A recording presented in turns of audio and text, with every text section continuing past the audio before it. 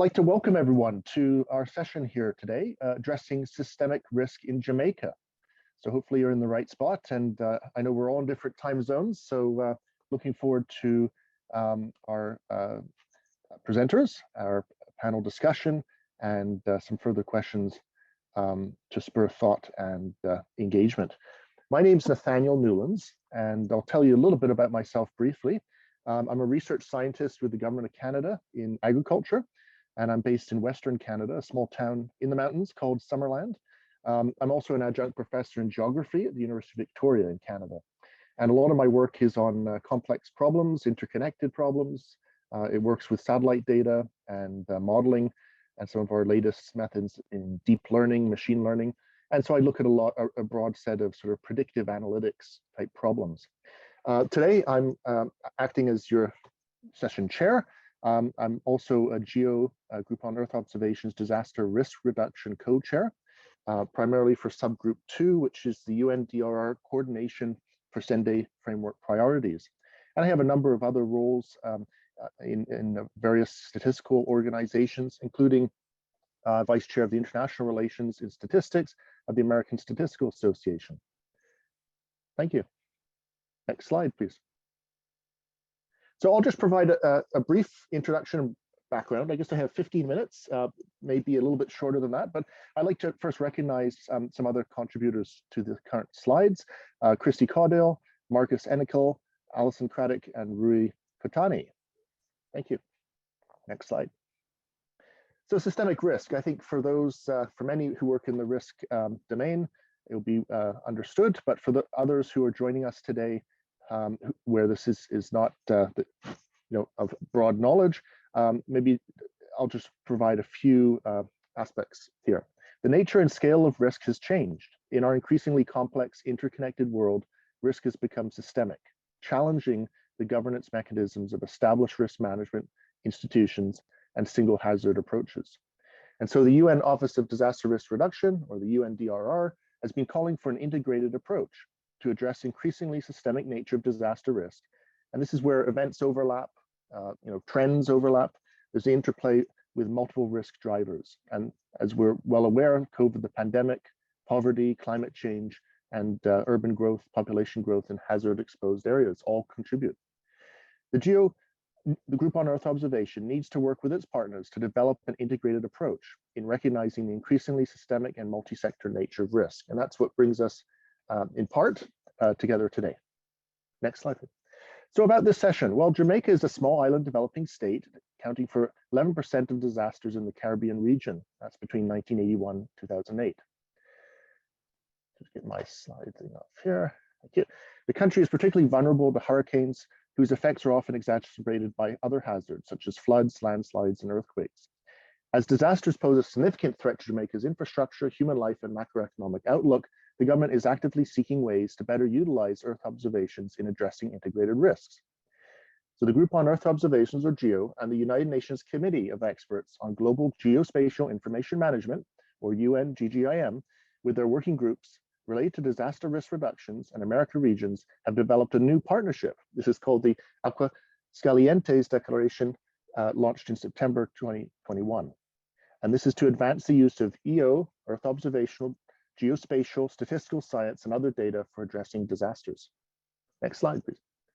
So our agenda today for the session, as I'm doing right now, giving an introduction and background, and then we'll have a number of speakers, Michelle Edwards, Simone Lloyd from Jamaica, discussing EO disaster needs. That will be followed with existing GEO Work Programme activities on disasters by Greg Yetman and Angelica Gutierrez. And then a panel discussion and some further interactive discussion. So we just wanted to ask a few questions of our audience here today, some general questions. And I guess our GEO Secretariat, or Rick, will be putting up a poll, I think, in the chat, is that right? And then we'll come back to it later down the road here. So it will be home region, home country, connection to Earth observations, involvement in GEO Work Programme activities, and EO-related tools and services. And yes, as I mentioned, this emerging collaboration from September 2021 is involved the implementation of the Aguascalientes Declaration, or Joint Action Plan, which will go to 2024.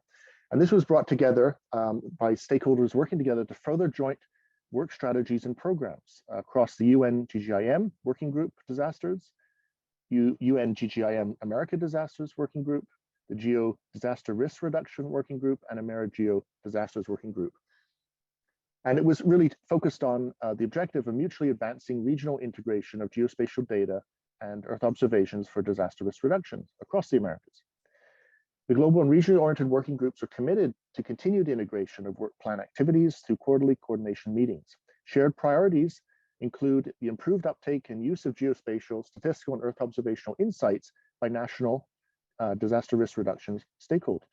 And in particular, capacity building, standard setting, awareness raising, and making relevant data discoverable. Next slide. Some of the emerging collaboration activities that involves linked with our session today, and particularly my group that I lead, subgroup 2 in the GEO Disaster Risk Reduction Working Group, we're conducting a strengths, weaknesses, opportunities, threats, or challenges analysis of Jamaica's national disaster risk reduction strategy in terms of Earth observational data. So what we're really trying to understand is where we can work together to build the use and integration of Earth observational information into current plans. Michelle Edwards and Simone Lloyd are in the user co-design team of our Earth observational risk toolkit that is also being developed by our working group and led by subgroup 1. All are exploring the possibility of improved uptake and use of EO tools and services in Jamaica. And we're hoping to advance further discussion for coordination for the next GEO Work Programme with other strategic partners such as REAP. And for those who don't know that acronym, that's the Risk Informed Early Action Partnership that was launched in 2019 by the UN Climate Action Summit. Next slide, please. So a little bit briefly about the SWOT analysis. Many of you may be familiar with SWOT types analyses. This one is really trying to identify strengths, weaknesses, opportunities, threats of various workflows and interventions. So we're still at the learning stage, working with our Jamaican counterparts and hoping to broaden the discussion with other stakeholders as well. Really what we're after is looking at a risk root cause sort of network analysis from an analytical point of view, and then trying to map with key stakeholders, sort of co-design this network and try to look at roles and potential uncertainties and data gaps, information flow gaps that could be addressed with Earth observation data.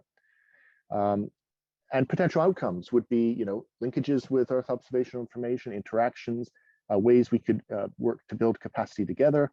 And again, looking at operational processes between agencies and regions, and identify potential groups that could most benefit from Earth observational information.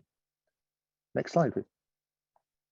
So far, we have initial meetings and surveys with Jamaican partners, and this is part of, I guess, ongoing work. And we're trying to identify the main risks and hazards based on frequency and severity and current Earth observational data workflows for co-designing procedures and strategies to build on capacities.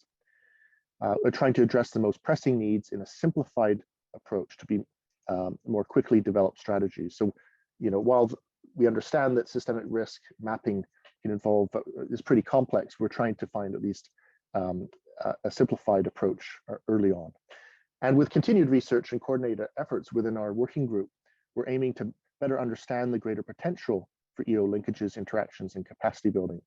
And to, in particular, from a scientific or evidence building point of view, identify the multivariate risks, systemic and compounding, low and high impact, and explore how might all conditions be met using the same existing data sets or data workflows.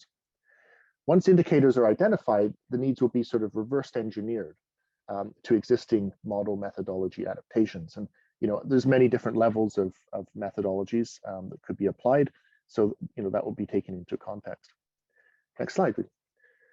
So some of the outcomes and deliverables of this activity will be piloting the Earth observational analysis and implementation strategy for disaster risk reduction, again, co-designed and led through our Jamaican partners with GEO support.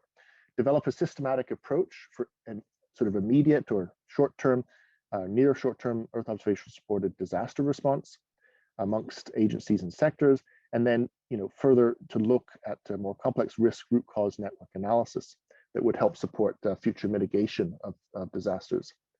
And then also, we're hoping this will serve as a use case for small islands as part of the EO risk toolkit that's in development, and can stand out to the world as an example of participatory and collaborative efforts.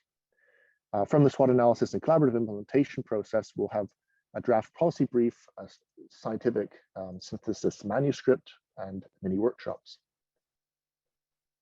And just a final note, GEO and Jamaica have recently begun discussing also about potential collaboration on GNSS, which is the Global Navigation Satellite System, enhanced tsunami early warning systems. And so that would be applying it for disaster risk reduction and resilience. The GEO for Sende GEO Work Programme community activity is led by a number of organizations, including International Association of Geodesy, the International Union of Geodesy and Geophysics, and GEO. And it works to improve and enhance tsunami early warning capabilities through data, networks, and analysis. And for those who don't know, geodesy is the science of measuring and representing the Earth and how we obtain accurate positioning information. Some natural hazards, tsunamis, earthquakes, volcanoes, meteor impacts, etc., generate atmospheric waves. And so the GNSS data is used to study ground displacements as well as monitor some aspects of the composition of the atmosphere or ionosphere. And so the application of GNSS in real-time information can really help with positioning and ionosphere imaging that could provide significant improvements for early warning of disaster, tsunami disasters. And the importance of this for enhancing tsunami early warning systems was recently noted in UN Disaster Risk Reduction 2019 GAR, or Global Assessment Report. And so Alison Craddock, a GEO Disaster Risk Reduction Working Group member, she also leads the GEO Work Programme community activity, GEO for Sende, and they have recently been introduced with other GNSS experts in Jamaica, respectively the Jamaican National Land Agency and Meteorological Agency by Michelle and Simone. And so they're starting discussions.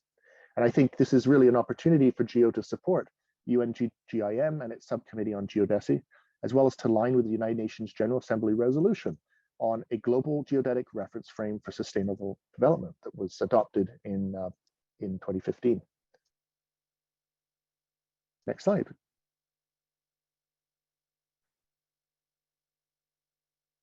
Now, Rory, do you want me to introduce Michelle, or do you want to go ahead? Oh, you should go ahead. Okay, I'll go ahead. Well, welcome, everyone. I'd like to introduce to you Michelle Edwards. She's a Senior Director, Mitigation Planning and Research Division, and she's currently acting as the Deputy Director General. In her role at OPDEM, which is the Office of Disaster Preparedness and Emergency Management in Jamaica, Michelle's responsibilities include contributing to the development of disaster management. She supports the implementation of policies, plans, and disaster mitigation activities through research, which builds on the solid foundation of decision-making. Additionally, Michelle executed the planning and execution of national disaster mitigation and risk reduction and the preparedness and readiness programs and best practices. This informs the organization's goals and strategic objectives and executes its mandate. This lends support to the organization's flagship program, Building Disaster Resilient Communities. Michelle Edwards also facilitated the process of drafting the Comprehensive Disaster Risk Management, or CDRM, policy. Michelle holds an MSc in Natural Resource Management from the University of West Indies, a BSc in Urban and Regional Planning from the University of Technology, and she's undergone extensive training in emergency response and disaster management. So I welcome Michelle. And also Simone Lloyd, who is a certified geospatial professional, project manager, educator, and trainer with a wealth of approximately 15 years experience contributing to the development of Jamaica's geospatial landscape. She currently serves as the acting principal director with the National Spatial Data Management Branch of Jamaica's Ministry of Economic Growth and Job Creation. Her main responsibilities include overseeing the daily operations of the branch, coordinating national geospatial projects, programs, policies, initiatives, and events, including national GIS and geospatial training and education initiatives. Jamaica's National Emergency Response GIS team, NERGIST, and geospatial public education awareness initiatives. She currently serves as Jamaica's focal point and head of delegation to United Nations Global Geospatial Information Management, group of experts and its American Regional Committee, Caribbean vocal to the UN-GGIM, America's Board of Directors. Additionally, she provides Jamaica co-chairmanship support and leads 2 task groups within the UN-GGIM Working Group on Geospatial Information. She serves as a high-level group on integrated geospatial information framework and very active membership in a number of organizations, including, as you see, the UN-GGIM, America's Caribbean Geospatial Development Initiative, AmeriGEO Steering Committee. So I welcome Simone as well. And setting the scene, Jamaica's disaster needs. So we'll hand this over to Michelle and Simone to give us more context and background and understanding of disaster portfolio and vulnerability by Michelle, and Simone will speak to opportunity and challenges for Earth observational uptake in disaster risk reduction.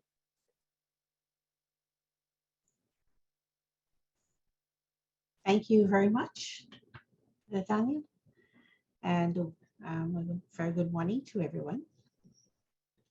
Is everyone hearing me clearly? Hearing you, Michelle. Thank you very much. Okay, so just to give you some overview on the disaster management profile or operations here in Jamaica. The Office of Disaster Preparedness and Emergency Management was established under the Disaster Risk Management Act of 1993. We currently have a new Disaster Risk Management Act, was revised 2015, and it outlines here the principal objects for the office, which is to advance disaster preparedness and emergency management measures in Jamaica by facilitating and coordinating the development and implementation of integrated disaster management systems, and of course to institute measures as may be necessary for mitigating disasters. The ODPEM's vision statement is a proactive world-class agency building a disaster resilient nation, and it is committed to leading the process of reducing the impacts of disasters on Jamaica through comprehensive disaster management. So just to give you an idea of some of the functions of the office: develop and implement policies and programs to achieve and maintain appropriate state of national and sectoral preparedness for coping with all emergency situations which may affect Jamaica. Another critical function of the office is to encourage and support disaster preparedness and mitigation measures in all the parishes in collaboration with our local government authorities, or community-based organizations, and or private and voluntary agencies respectively. Provide appropriate training programs and plan and implement programs to enhance public awareness and understanding of disaster-related issues, emergency management, hazard prevention, and other similar matters. Of course, to identify and analyze hazards or emergency situations, and of course, conduct the requisite operational research that will be required, and of course, managing mutual aid assistance. If you could move to the next slide, please. So the National Disaster Management System, we operate at 3 levels: national level, at the parish level, and at the community level. And just to highlight, there is the National Disaster Risk Management Council that is chaired by the Honorable Prime Minister. The deputy chair of that council would usually be the minister that is responsible for the Disaster Risk Management Agency. And currently the Disaster Risk Management Agency is is positioned in the Ministry of Local Government and Rural Development. Then there is the National Disaster Coordinator, which is the Director General of the ODPEM. And then there is the 7 committees of council that now look at the planning, strategic planning for disaster management in the country. And those committees, I know the slide is a little small, but it is mitigation and prevention. It is health planning, preparedness and emergency operations, humanitarian assistance, finance and administration, and information, public information. So that is basically the system that we have. And of course, you know, the system is a combination of strategies, programs, projects and initiatives, structured plans, protocols and procedures, of course, people, organizations and institutions, and of course, policies, legislation, and other acts. So that is the disaster risk management system, and the National Response Coordination Framework, which is, you know, the actual way in which we respond to disasters. As you can see on the slide, there is the National Emergency Response Mechanism, and within that we have the cabinet, who of course sets the policy direction, sets the policy direction, and of course too, and that is operationalized through the National Emergency Operations Center, that what is called the NEOC, as the nerve of the nerve center, the coordination hub for all disaster events in Jamaica. Then we have sector EOCs, and that would include, for example, the response agencies and other agencies that respond. So they have their own coordination center, which feeds into the National Emergency Operations Center. And then, of course, there is the National Response Matrix, the emergency functions, and the sub-coordination groups, which I've mentioned before, so private sector, and of course our volunteers. And the National Disaster Plan, the plans for the various ministries, departments and agencies, specialized plans, and MOUs, SOPs, mutual aid agreements, and etc. So those are the elements of the response framework. And you know, it works well.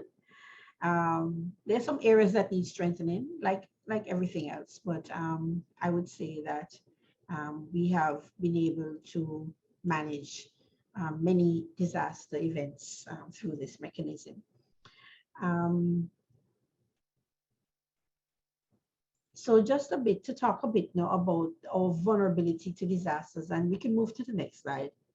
I think the next slide is some images of various disaster events, impacts across Jamaica. Hurricanes, fires, storm surges, flooding, landslides, infrastructure damage, earthquakes, although we haven't received an earthquake in a long time, and we want to keep it that way. But just to mention, the Jamaica is vulnerable given its seismic setting, which is on the plate margins of the Caribbean plate and the mid-Atlantic plate. So that makes us vulnerable to geological type hazards. For the hydrometeorological type hazards, our location in the Caribbean, in the Atlantic, that makes us vulnerable as well. Of course, for technological hazards such as oil spills and chemical spills, explosions and bomb threats and all of those things, we are also vulnerable to those hazards. And I have those on a slide later on. But just to move to the next slide, to give us an idea of the kind of damage impacts, and that is dollar damage for some events over 1999 to 2017. And so I have to add all those that took place last year and the year before. But for those events over 1999 to 2017, how many of them? 1, 2, 3, 4, 5, 6, 7, 8, 9, 10, 11, 12, 13, 14, 15. I think 15 major events. And we have a total in damage cost, and that is billion Jamaican dollars of 127.95 billion Jamaican dollars in damage. And so you can understand that, you know, hazards, managing hazards and ensuring that we reduce our vulnerability and build resilience is of a major concern to us, given the kind of damage. And we can move to the next slide, the type of damage that we receive when we have a disaster event. And, you know, I just want to underscore that not even a disaster event and a simple rain event also, you know, we see lots of damage and impacts coming out of, you know, a simple rain event as well. And you all may have heard about the event we had last week or the week before, where, you know, we had rains in one of our cities in Montego Bay, and, you know, it actually resulted in deaths. And so, you know, that really, and you can move to the next slide, that really is, you know, something that we're very concerned about, the whole thing of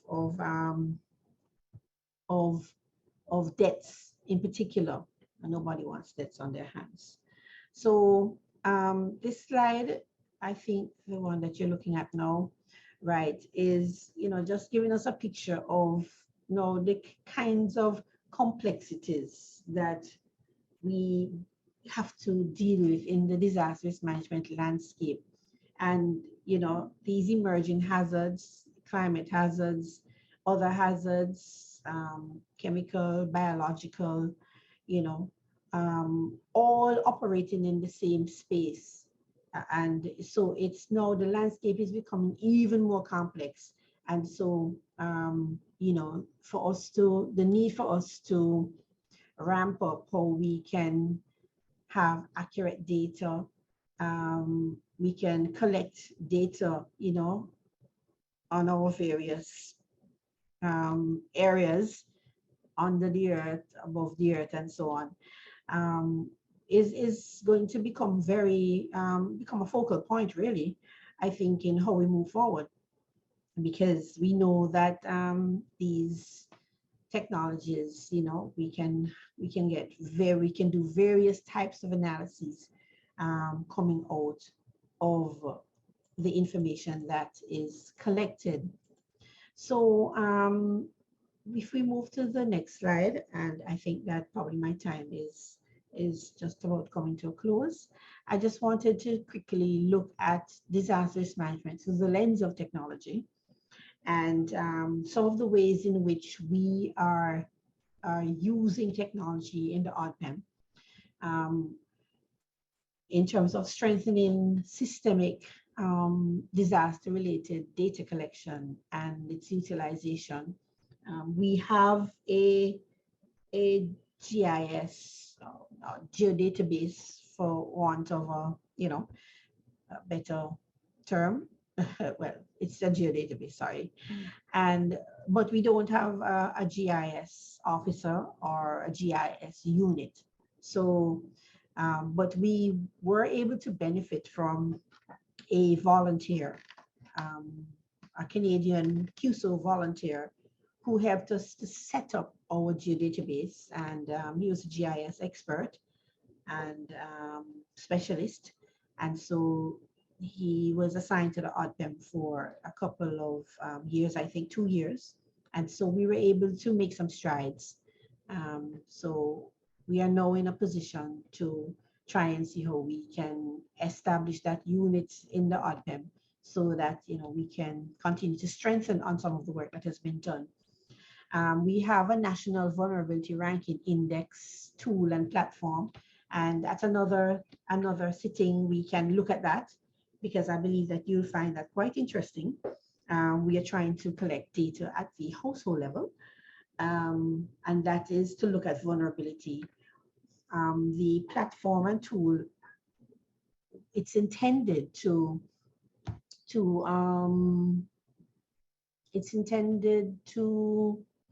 help us to identify vulnerable communities and the mitigation measures, the risk reduction measures that could be applied in those communities.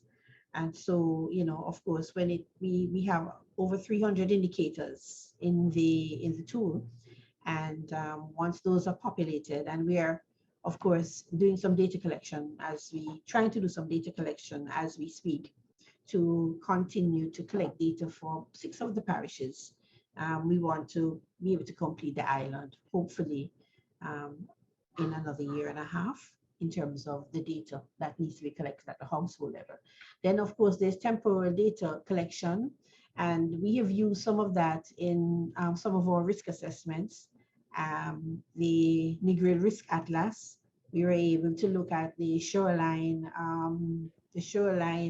assessment and degradation over time based on satellite imagery and the use of technology. And thank you, Michelle. I think we better move on to Simone. Maybe if just some closing words. Okay. Sorry to interrupt. No, that's fine. That's fine. I knew that it was much more than 7 minutes, but okay. But just to give you, just an idea that we are doing some work. The most important part that you wanted to hear about was structure, how we work, how we administer disaster management in Jamaica. So I think that we can stop here for now. Thank you. Thank you so much. And over to you, Simone. Thank you, Nathaniel. Thank you, Michelle, for creating context. So Michelle would have, good day, everyone. Michelle would have shared the fact that over time, that ODPEM, the Office of Disaster Preparedness and Emergency Management, would have had limited personnel, human resource available to facilitate to provide geospatial support in aid of disaster risk reduction and management efforts, national efforts. And so with that came the genesis of Jamaica's National Emergency Response GIS team. And this team comprises of various personnel from across the government of Jamaica, also a few private sector, persons from academia and otherwise, who are GIS professionals who actively decided to give off their time and effort to support Jamaica's national disaster risk reduction and management efforts. And so with that, the team would have started working, or its initial activities, in 2004 when Jamaica was impacted severely by Hurricane Ivan in 2004. And the extent of damage was very significant in the billions, directly and indirectly.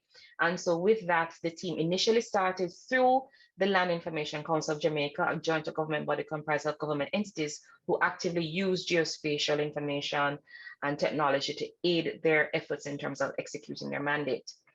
And so with that, we would have had this team assembled, which would have started working then and would have then officially been approved by Cabinet in 2010 with respect to executing work, continuing the effort. And so the team is deployed whenever there is an event. So Michelle would have spoken to the National Emergency Operations Center and the fact that the team would have provided assistance depending on the event and the need, if there is need for field mapping assistance, different from analysis, spatial analysis support in-house with respect to whatever event it is and determining the extent of damage and impact of the particular event. And so we're seeing here images of the team, aspects of the team being deployed, whether it's in response to bushfires or in response to tropical storms. Michelle would have mentioned hurricanes, and there are other forms of events that we would have responded to over time, including diseases, such or viruses such as ZIGB and also COVID-19. And so the use of global navigation satellite systems would have been integral in terms of doing field data collection in the field in respect to whatever event it is, and being able to provide the outcome, this information to then inform whatever in terms of preparation of national reports with respect to Jamaica's impact, whatever event it is concerned. So that would have been key. If you can continue, please. Over time, the team would have, in terms of use of Earth observation, in response, whenever it's a case whereby we need to provide support to Jamaica's National Emergency Office of Disaster Preparedness and Emergency Management, we would have used Earth observation primarily in terms of being fundamental data set. And with that, whenever mapping is concerned, development of web applications, satellite imagery used as the base upon which to then do the mapping in the field. Apart from that, when applications are created to share the information that is created with the various stakeholders, it will be used as a base.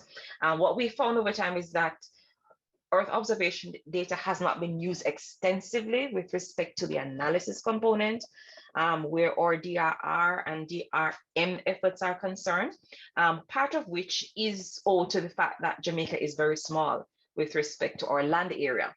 And because of that, much of the satellite imagery of which we would have had access to over time would be coarse for our purposes. So being able to view impact over time, given our land area, and in particular, if we're looking at locally in a particular parish or an area of a parish, it wouldn't be significant in terms of being able to see that level of detail to then be able to see the trend over time and the significant impact, right? So that would have been a challenge for us.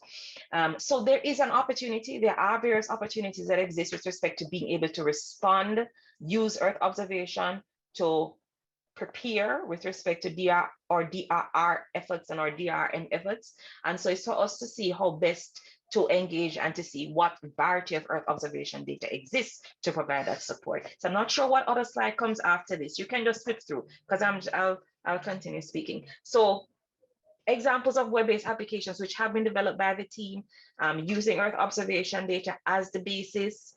Continue, please, in terms of flipping. All right, continue. And these are in response to bushfires. Jamaica and Japan co-chairs, both co-chairs, the United Nations Global Geospatial Information Management group of experts on global geospatial information management and services for disasters. Now, there's a working group that focuses on making available and accessible geospatial information and services. And this is pre, during, and after events. And so with that, we have zoned in on how it is that Earth observation data, we can get more value out of using Earth observation data pre, during, and post events. And so given that that's a particular focus of ours moving forward, given our collaboration in terms of GeoDRR and our collaboration with CEO's working group disasters is concerned. So looking at geospatial information and services, and in particular Earth observation, how that can aid our efforts and the efforts of member states as we respond where DRR efforts are concerned. You can continue flipping, please. Michelle would have spoken to the fact that there are various events of which we are impacted by. There are various categories or types of floods that impact us, whether they are riverine floods, coastal flooding, inland flooding of various forms in terms of causes, different from storms, hurricanes, drought events, bushfires. And so with that, we tend to use Earth observation data as basis, not integral in terms of analysis. And so that is an area of which we see as an opportunity, given our small size. All right, as we continue in terms of moving on. Yesterday, Jamaica launched our first systemic risk assessment tool, and it's called the JSRAT. And with that, with the launch yesterday, this particular tool looks at mapping climate risks. And in looking at the tool, you can continue, please. The particular hazards of focus include the various types of flood events that we incur, riverine, coastal, and also inland flooding. It focuses on droughts also, and different tropical storms or hurricanes. So data sets with respect to those are the focus in terms of hazards where the platform is concerned. And it looks at these, and in particular, the impact of climate change with respect to causing these or increasing the occurrence of these particular hazards as disasters and their impact in terms of extent. And so we see various aspects in terms of screenshots of the platform that was launched yesterday, and Earth observation data was utilized with respect to the basis upon which then would be the other data sets and the analysis that is done whenever one wants to look at. And Michelle would have spoken to various events over time and the monetary with respect to the cost that it would have occurred in terms of damages to us. Can you flip back to the previous slide, please? Now, with that, JSRAT does a very good analysis with respect to looking at each of the various. So either we're doing a multi-hazard analysis, looking at all of these various hazards, whereas the various types of floods, looking at them with respect to particular areas of the island, or whether it is all island, and looking at, depending on the hazard, depending on the category, depending on the severity, what type of dollar value in terms of damage may occur. And we look at the buildings in a given area, the infrastructure in the area, and other land use related activities, and what would the dollar value be in terms of the impact. And so with that, it helps us to gauge the impact of these hazards for different scenarios for our island or particular areas of our island. And so there is an opportunity, given the feedback of which we would have gotten yesterday, I would have inquired with respect to the extent of the use of Earth observation data where the platform is concerned, of which I was informed it is limited. It's derived, what is there is Sentinel-2 cloudless imagery, modified from Copernicus Sentinel data 2020, but there is the opportunity to integrate other forms of Earth observation data, higher resolution Earth observation data that can then be utilized to inform or aid the analysis processes where the platform is concerned. There are other existing platforms. Michelle would have spoken to one, but I'm focusing on this one given the fact that it specifically looks at risk assessment for Jamaica in relation to climate change and the disasters, the hazards that are associated with that. Flooding in particular, drought, and also storms or hurricanes. And so there's that opportunity. So with that, in closing— Thank you, Simone. Sorry, we better move on just for give some time for other speakers, but I want to thank you so much, Michelle, for giving context, Simone as well, added context. And it's really exciting to hear about this new tool. So definitely looking forward to talking more about that tool and I guess enhancing it with other Earth observational information. So thank you so much. And let's move on. I just wanted to say that we're shifting the schedule a little bit. At the end, we had originally some open discussion, but I think we want to hear a lot of the context from our and give some time to the panel discussion. But at the same time, I think attendees, if you have some questions or comments, please feel free to put them in the chat. And in particular, if there's people here online who are involved in GEO work program activities, and you see some potential opportunities or ways you could contribute to the collaboration on systemic risks currently with Jamaica, we'd be really excited to hear that, and so we encourage that. So let's get all chatting, and we'll continue. Greg Yetman, who is the Associate Director of the Geospatial Applications Division at the Center for International Earth Science Information Network. And he said I didn't have to go through his whole bio, which is great. So, obviously lots of expertise and knowledge here. And so I welcome Greg. And I guess you're originally a geographer, specializing in application of geographic information system technologies in applied and research fields, including population geography, natural disasters, and environmental assessments. So take it away, Greg. Thanks very much, Nathaniel, and thanks everybody for joining today. Happy to talk briefly about the Human Planet Initiative, which is an existing initiative that's a partnership amongst our research center at CESN and numerous other groups. If you could advance to the next slide, thanks. So the Human Planet Initiative, I've got to acknowledge, our activity under it is funded by the Earth Sciences, Applied Sciences Division of NASA, is aimed to support sustainable development and the SDGs through improved spatial data models, improved spatial data and models for human settlements, infrastructure data, and population distribution based data sets. Under this, we've got several parallel activities. We've been working on select internationally comparable SGD indicators, so developing data sets that are consistent globally or regionally for international or cross-national comparison, which is a little less relevant for the Jamaica case today.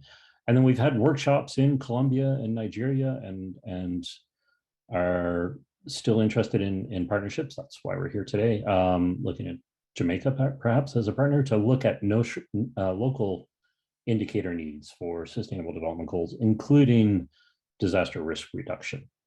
It's a large group of organizations. I can't list them all here, but it includes ImageCat, a disaster risk company in Long Beach, the Joint Research Center in Ispra in Italy, part of the European Union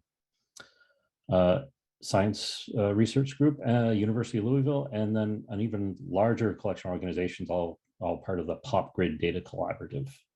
So if we can go to the next slide, I'll talk briefly about some high-level opportunities. So we think that we at CESN and members of the PopGrid Data Collaborative and the Human Planet can help provide guidance on exposure data, selection and use, including modeling methods, daytime, nighttime population, vulnerability assessment, social vulnerability, things like that, which is maybe a little less Earth observation related, but of course, most of these data sets are best used and best formed when combined with EO data, which is something we and our partners specialize in. So on the right, you'll see just a screenshot from the PopGrid viewer, which is part of the PopGrid Data Collaborative I mentioned, and it's showing 4 different population model data sets that are downscaled from national data, census data from Jamaica.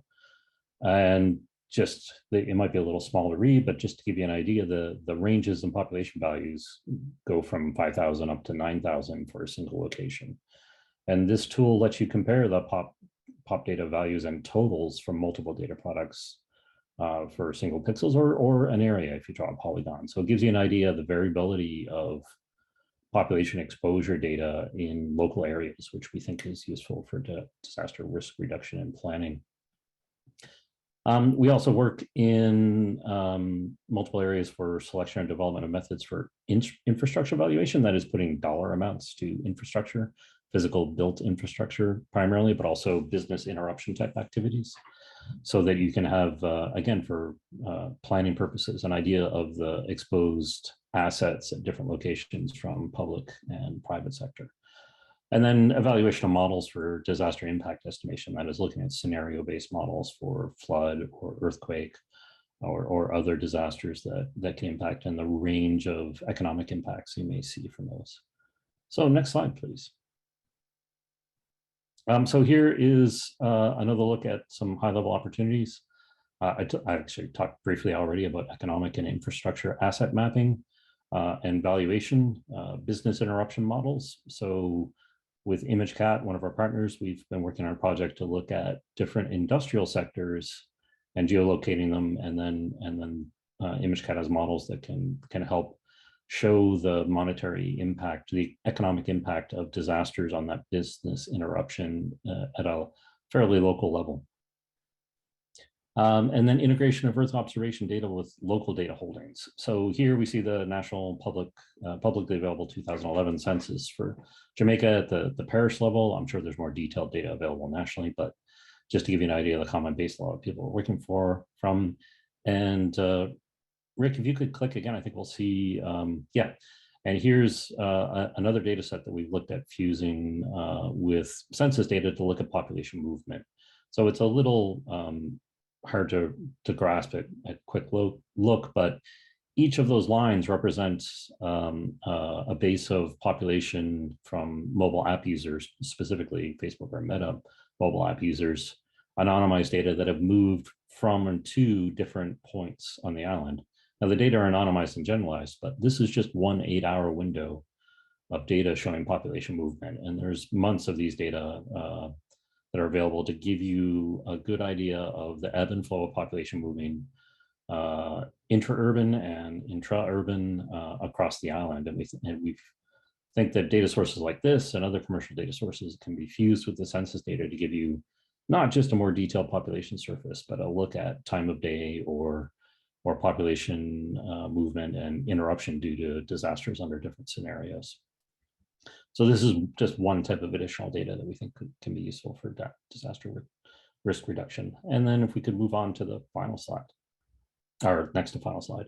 I also wanted to mention there's a lot of near real-time data available in Lance from NASA, and this will gives you a good look at what's available in near real time. This shows a Hurricane Dorian just after it moved past the Bahamas. We don't have any Lance data for Jamaica because fortunately I don't think there was a relatively recent hurricane impact that made the mapping, but it also shows you in yellow the areas that are electrified. And then if you look at the Bahamas, there's no electrification. Of course, the power was out over the majority of the islands. And then there's additional optical data that's available to show perhaps flood impacts or any other disaster impacts post-disaster in near real time. So these data are available within hours after being collected.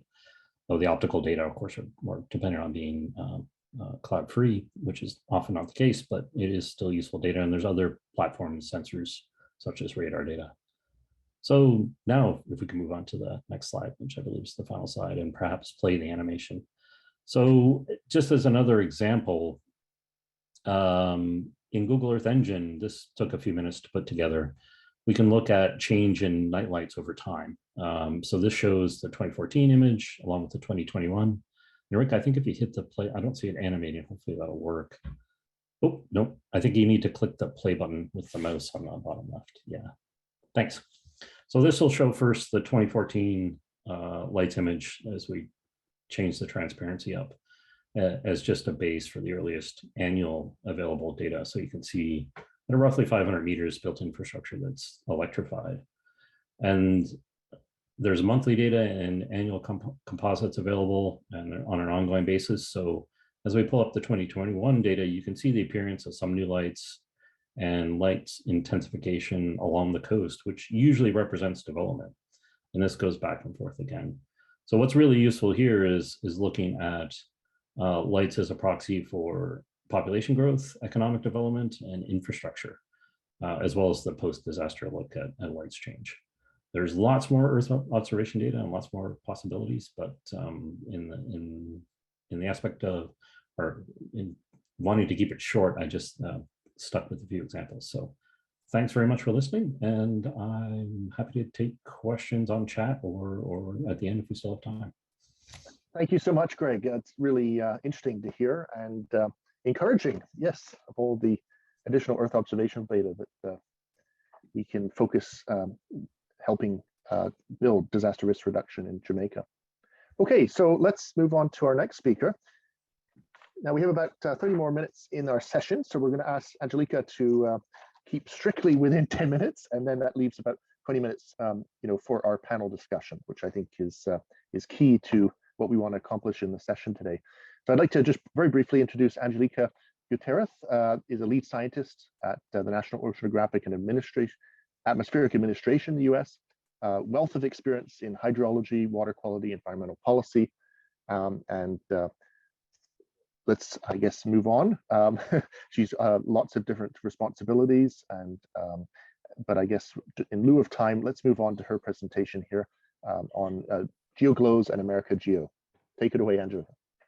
Thank you, Nathaniel, and good morning to all. And thank you for the opportunity to present today a real case scenario in which observations and model data from a GEO initiative guided the decisions of government officials during a disaster event in Honduras.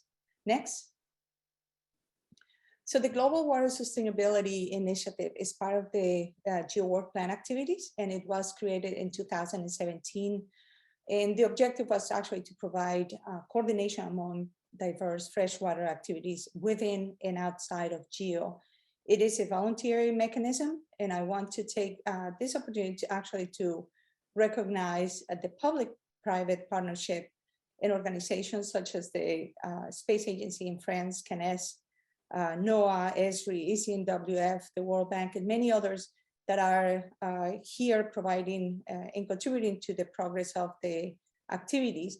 But also, I want to also recognize our user community because they are driving our activities. The largest project in GEOGloWS is the GEOGloWS ECMWF Streamflow Forecasting Project Service, which provides model water data from a global model source. On the right, lower right, you see a view of the global mapping service. This mapping service provides the streamflow forecast online. Next.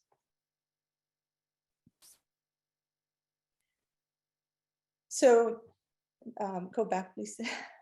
One less. Yes, thank you. So the GEOGloWS is based on the ECMWF land surface model data, which is a raster data set. It is actually the same data that powers GLOWFAST. And so GEOGloWS transformed the raster data into streamflow information. We have a global coverage with uniform metadata with about 1,000 rivers around the world, and with watershed sizes varying from 50 square kilometers to 150 square kilometers. I was comparing these numbers to the 10,000 square kilometers area of Jamaica. So NA is the national electric company in Honduras, managing 4 main hydro dams that produce 34% of the electricity in the country. The Sula Valley is the largest alluvial valley in Honduras, and their food production is about 65% of the gross domestic product and represents about 50% of the country's exports. On November 5th of 2020, Honduras was hit by Hurricane Eta, and less than 2 weeks later, on November 17, Hurricane Iota arrived. These two hydrometeorological disaster events actually aggravated the already precarious situation of the thousands of Honduras families who were affected by the COVID-19 pandemic and its socioeconomic impact and consequences. Next. In this slide, I want to convey 2 things. The first is the products, and the second is the way on how the users can access the streamflow forecast for the GEOGloWS ECMWF service. So we have 2 principal products. The first one is a historical data set, which is deterministic on the right, in cover information from 1979 to the present, near present. The second product is a forecast. It is a stochastic or probabilistic, meaning that we take 52 different predictions to generate a single set of predictions for the average, the maximum, and minimum possible values of that forecast, hydrological forecast. We produce these plots every day for the next 15 days. And we provide these services or this information in 2 ways, one through a data service and one through a mapping service. So on the lower right, you see a view of the mapping service. The mapping service actually corresponds to the most recent forecast, which has useful features such as change in thickness of the lines indicating the volume of the water that is coming down the river, and also the color, which indicates on whether or not we are exceeding a return period threshold. This service on the right is available for free using ESRI Living Atlas. And on the right can be accessed also through the use of HydroViewer online, which is an open source. Next. On November 4, the day before Hurricane Eta arrived, Eduardo Sanchez, a researcher from the Technological University in Honduras, UNITEC, reached out to the regional AmeriGEO leaders, David Green and Ricardo Quiroga from NASA, to request support during the emergency. Sanchez was already providing information to the government. He was providing support for the COVID-19 pandemic. So he was very well connected to the government organization's emergency response. Ricardo Quiroga from NASA reached out to GEOGloWS leadership, and on November 15, we went to work. Dr. Jim Nelson from the University of Brigham Young University, he's our technical leader for the Streamflow Forecast project, connected immediately with SICA and NA into the virtual emergency room. And we started working with NA, evaluating what was the most immediate action to respond to the emergency. And so one of the major issues was the fact that the first hurricane had destroyed completely the monitoring network that NA uses to know where the water elevation in the river was. And so at that moment, NA, the hydroelectric company, was basically working in the dark. One of the first things that we did was to project actually the potential water levels on the reservoir and determine how much capacity the basin or the dam had available. At that moment, then we decided that the best action was actually to release a series of discharges in a very controlled way. And so the government announced to the population that those releases were controlled and that were going to happen during the weeks between hurricanes. We continuously were monitoring and validating the forecast. NA was actually using some information from one of the stations that was still running to validate the forecast. And so they felt very comfortable as to the information of the model was actually very accurate, and provided this information to the disaster organizations we were working with, CEPREDENAC, COPECO, and others in Honduras and in Central America. Next. So the results and impacts. The damage to the Sula Valley was considerably reduced by the decisions made by NA based on the information provided through the GEOGloWS ECMWF service. The valley, as I said before, the valley of Sula in Honduras is one of the most vulnerable areas because it received the discharge from 4 different rivers, and only the hydroelectric El Cajon, or the dam El Cajon, is the only control structure. It basically about 2 million people lives in Valle del Sula that produces about 65% of the gross domestic product.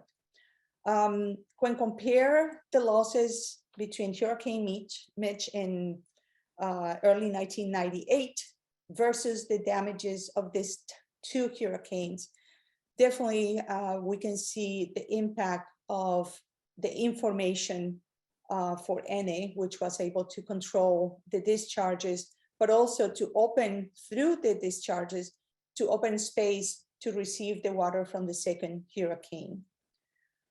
Next. So what were the enabling factor?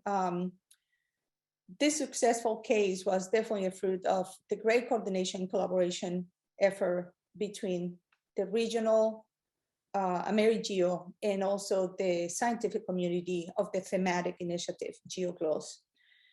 But also the successful effort that AmeriGEO has in the region to be plugged into the regional and national networks of users and stakeholders. Since 2016, representatives of the GEO member countries in the region jointly with participant organizations and commercial partners, meets monthly to discuss the issues of the region and the necessary steps to address different issues. So this enables AmeriGEO and other thematic initiatives to quickly respond in cases of emergency. Definitely this case demonstrates the use, the value of the tool to forecast flooding, and the value of a good coordination in the regional GEO in helping the community to find access to the proper information. Next. So what would be AmeriGEO's support role in supporting emergency collaboration in Jamaica? I think that through activities led by Jamaica, we will apply their experiences and lessons learned first to assist in the creation of the national GEO. We have, not only in Honduras, but in many other cases, have demonstrated that having a strong national GEO with many different organizations coordinated in working on the same page is very valuable, not only to respond to emergencies, but also in planning activities. And the second one is for the AmeriGEO, the regional, to identify what are the thematic initiatives or flagships or community activities within GEO and in other regional activities to engage these activities in support and to address Jamaica's Earth observation priorities.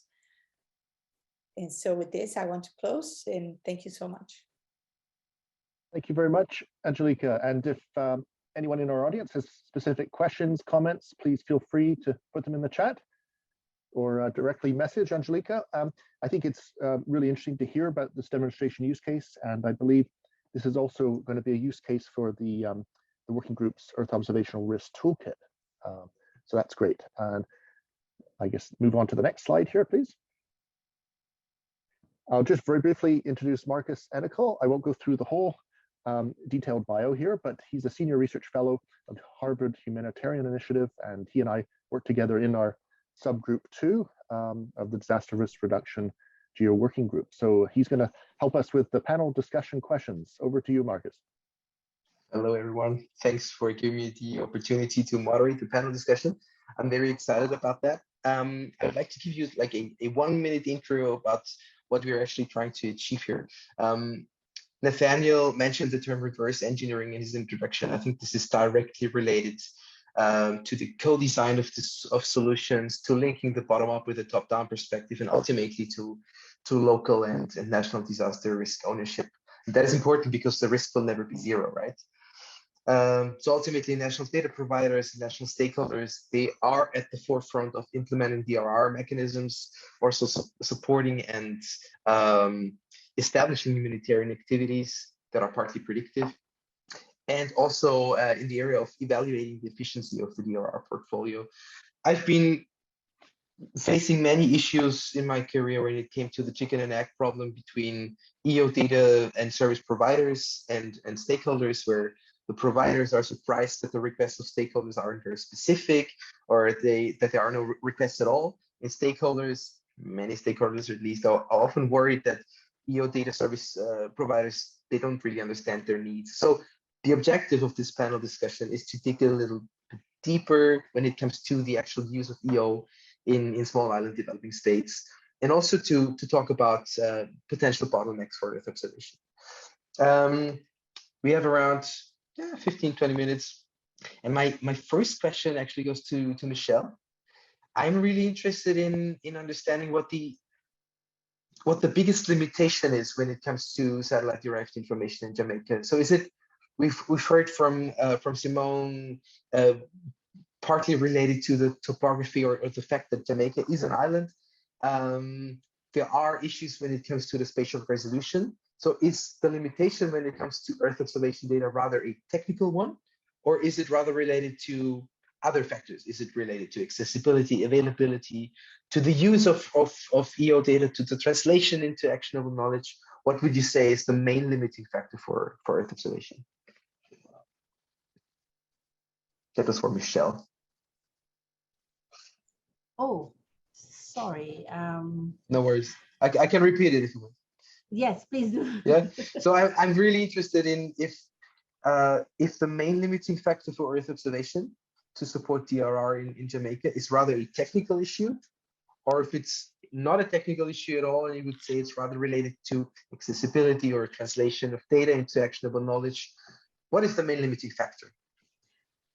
I think that it is a mix of all. From my experience and from just having dialogue with some of the users and some of the persons that would want to benefit from Earth observation, the whole thing of access and cost came up as something that is a challenge. The whole thing of the cost of that kind of software, the hardware needed, and so on. I am not fully au fait of what kind of cost we're talking about, but I know that we will get that information based on the ongoing discussions that we will have, and even some may come out here to help me to have an appreciation for that. But can I quickly interrupt here? That's interesting. So you say that the costs are a major limiting factor. So I'm wondering if access and costs, because that's something that platforms like Google Earth Engine are basically trying to resolve, right? I've heard from different stakeholders, we don't want to rely too much on Google Earth Engine because Google could change the pricing model any day. So would this in theory solve some of the issues when it comes to pricing, or when it comes to having to establish your own infrastructure to work with large data volumes? Well, I think that we do use Google Earth to some extent, and there are some things that we are able to do. But even in the presentations that we received today, I learned about the whole thing of using light as a proxy. And I know that proxies, if we were able to establish proxies, it would really help us along. It would help us. Sorry about that. It would help us significantly in our planning process, in our modeling, in our decisions, in informing, legislation, if legislation and policy needs to be reviewed. And so, I was so excited when I saw that on the slide just now. So I'm going to be doing some more personal research myself to see what other things could be used out there as proxies, because I do believe if we can get over the proxy hurdle, then, it would at least be half of the battle won. That actually leads me, you mentioned modeling, right? So when you talk about risk modeling, that's actually a question to you, Michelle, and to you, Simone. When you think about modeling, whenever we look at climate change impacts, we know that the past is often a bad predictor of the future, right? So we cannot simply derive any proper knowledge, any proper insights for DRR simply by looking at data from the past. Do you think that using Earth observation data in a more advanced risk modeling approach could solve this problem? That's sort of a suggestive question, because I'm pretty sure it would. The interesting question is the next one, actually. Do you see any issues when it comes to the communication of model outputs? Because some of these risk model outputs are pretty complex, right? And you as stakeholders, you need to make something out of the complex risk model. So is that something that you see as a challenge, or would you say, well, easy, I do that in an afternoon? Okay, do you want me to go first? All right. In terms of modeling, yes, the answer is yes, of course. There is a wealth of benefit that we can get from Earth observation, from the technology, and how that supports the work that we have to do. Modeling, risk modeling, is something that that is done in our case before the impact, for example, of a hurricane. We also apply risk models for other hazards as well. But in terms of using model type models. I don't know, I'm not explaining it properly. Like a model formula or something like that. We haven't done that part as yet. And so I'm just speaking specifically now for the Disaster Management Office.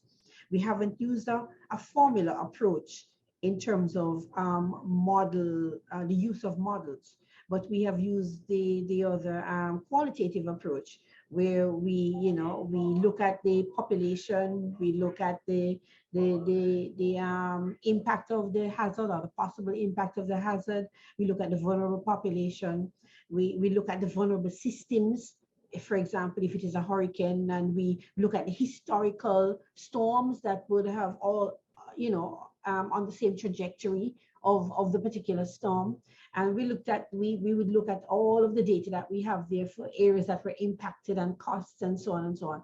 And so we are able to put planning scenarios together for use in the government agencies and so on. So definitely, based on what I'm learning in terms of what can be derived from Earth observation data and some of the analysis that can be done when you, I'm going to slightly embarrass myself here by talking about the various spectrums, the red and whatever it is that, you can get data from that we can't, that, the ordinary person can't see, would be something that would definitely inform the work that we have to do significantly. Thank you, Michelle. Just to interject here, Markus, it sounds to me just, for the audience, some context, I think there's a lot of active research now on merging expert guidance or bringing expert knowledge into risk models. And so, that's a definite route it sounds we need to take. Absolutely. Here. Yeah, sure.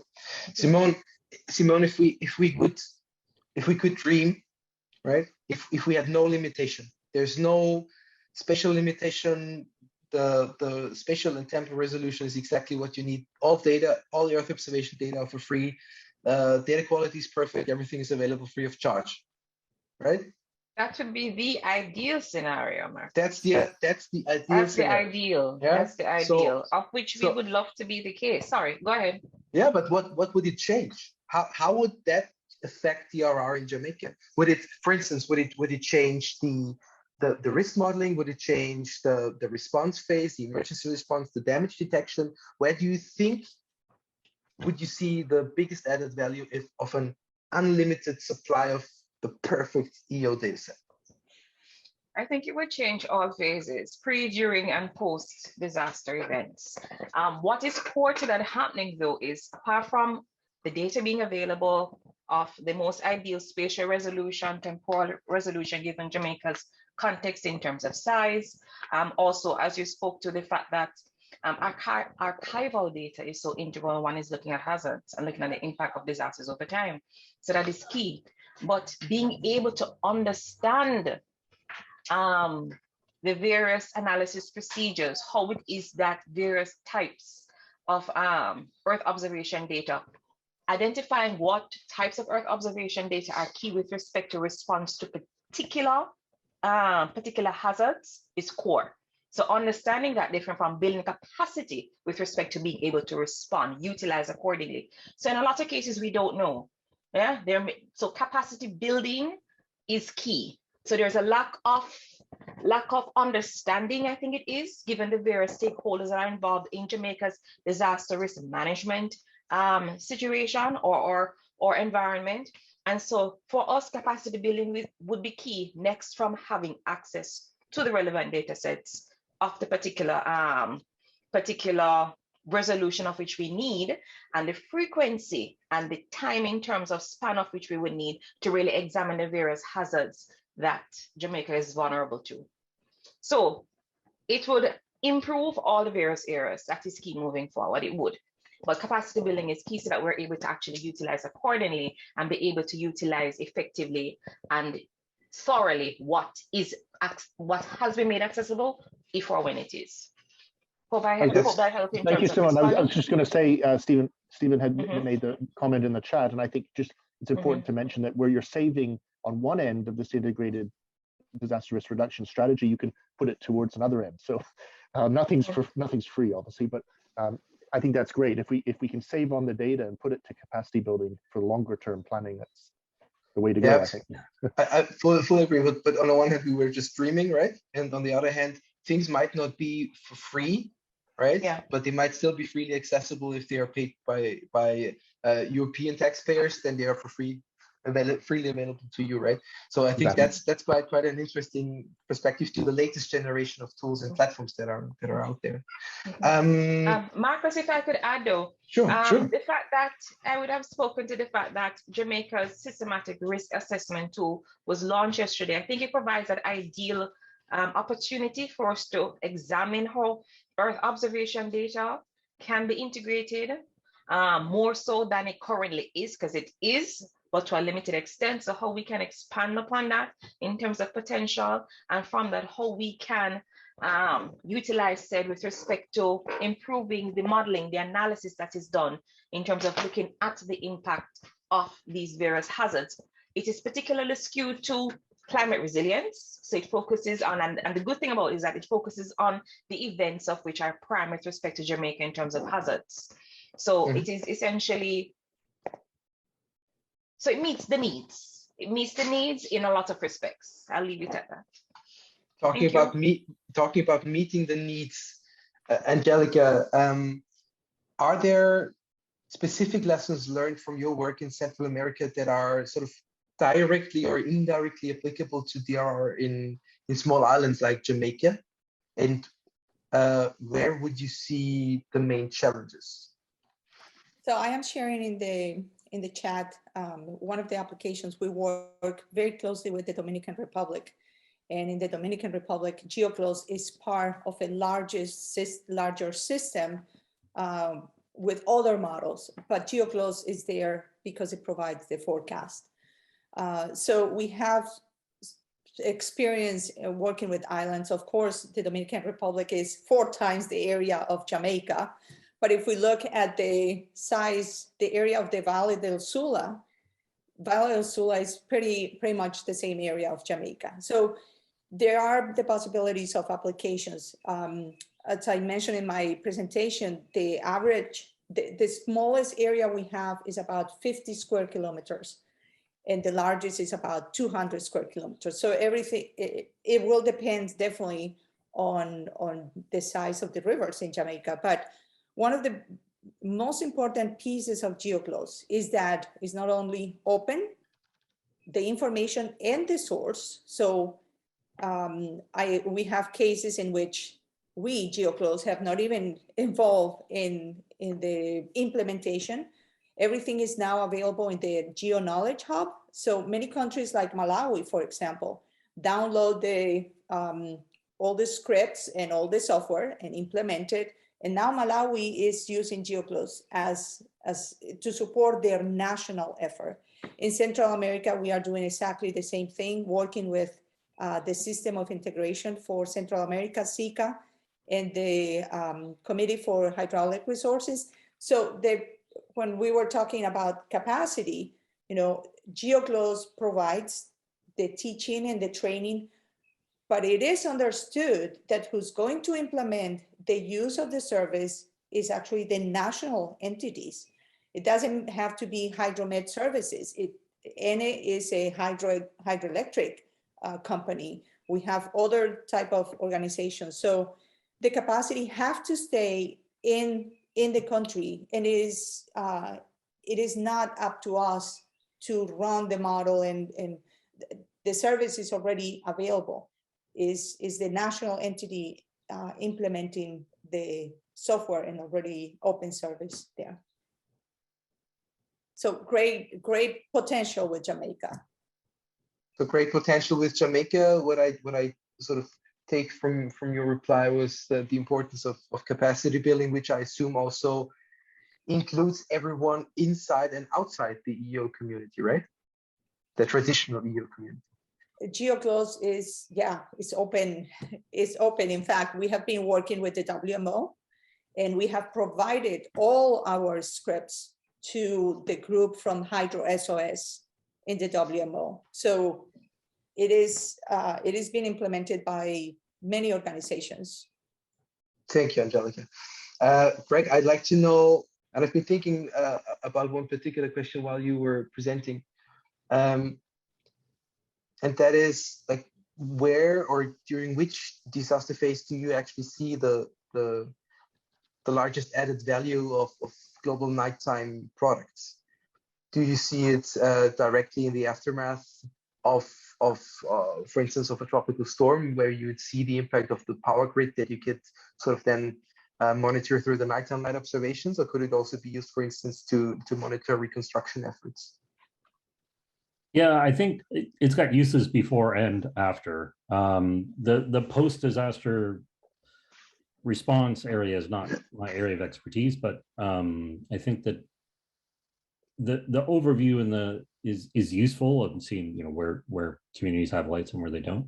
But very often you can gain more detailed information from organizations in the country. You know, power generation companies, power distribution companies have usually a near real-time idea who does and does not have power, or people on the ground have more detailed information than you can glean from the overview from the nighttime lights. But it is useful to get a good first order assessment of the impact, seeing the areas that are dark that are normally lit, as well as you say, ongoing monitoring, seeing what areas are getting power back and which areas are not, because there are daily and or near daily overflights that, you know, depending on cloud conditions can be seen and compared to baseline data. But the real advantage, I think, comes in the planning side of it, where the nighttime lights can show you areas that have developed more rapidly, can be used as a proxy for economic indicators, economic activity, and population distribution that is more frequently updated than something like a census, which is really valuable and really powerful, but of course isn't collected daily. Even countries that move to a national register are typically annual, so they fail to capture that really detailed time information. And of course, nighttime lights isn't the only answer. There's lots of near real-time data and standard products that tell you things about the environmental change, or can be useful for population modeling, economic modeling on an ongoing basis from EO data, whether it's from NASA or European Space Agency or even commercial sources. Thank you, Greg. Yeah, thanks. So on my watch, it's 29. Unless you want to continue the conversation, I'd like to give Nathaniel like a minute to wrap up. Thanks very much, Markus. And first of all, I'd just like to thank you, Markus, for the panel discussion. I'd like to thank a broader thank you to the GEO Secretariat, Rui Kotani in particular, who helped integrate our presentation today. Definitely to our speakers and panel members. Thank you so much for sharing your expertise and knowledge in our session today, and for the openness in terms of building this collaboration with Jamaica, and of course our many attendees who are joining us today. So again, just encourage our attendees to, you know, if you see a way to get involved, please contact GEO Secretariat, Rui, myself, or Markus. We'd be very happy to hear from you, and in particular, those who are already involved in GEO Work Programme activities. If you see a way we can leverage some of existing knowledge and tools into what we're trying to accomplish here. And just as a bit of a wrap of a summary of the context, I mean, I see, you know, definitely the intertwining of research and operational sides here, which is very interesting for myself, who is primarily on research end. I think what we're seeing is that there's a real need for, you know, a co-design, co-work, I guess, in terms of selecting EO data cleverly to address specific needs, as Simone was saying, to specific disaster before, during, and after. And also looking at, as Greg has mentioned, the proxy indicators, other sources of data that we can bring in.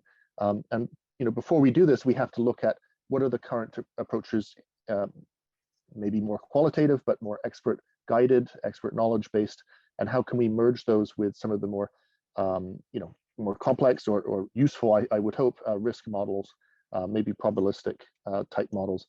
So what we're really looking at is, you know, the integrated approach, where there's benefits and savings in one, or challenges on one side, there's going to be a trade-off on others. So I think it's important to acknowledge that, And as was mentioned in the chat, the looking at results, impacts, and a value thinking approach is going to be key. So I guess really wanted to hand it over to, we're 2 minutes past, but if there's any burning questions we have from the audience to any of our panel members, maybe we'll take 1 or 2 questions. Is that okay? Okay, while everybody's thinking, I just wanted to, I put it in chat, but we've highlighted the importance of, in highlighting all these geo results and impacts and value made. And that's exactly what we are trying to do as the DRR working group, GeoDRR working group, through the EO Risk Toolkit. And that's where the Angelica's story about Honduras will be included. And Simone and Michelle, thank you so much for agreeing to be on the user co-design team to review these stories. So you get to learn all these stories while helping us to highlight the geo results and impacts and value. Thanks.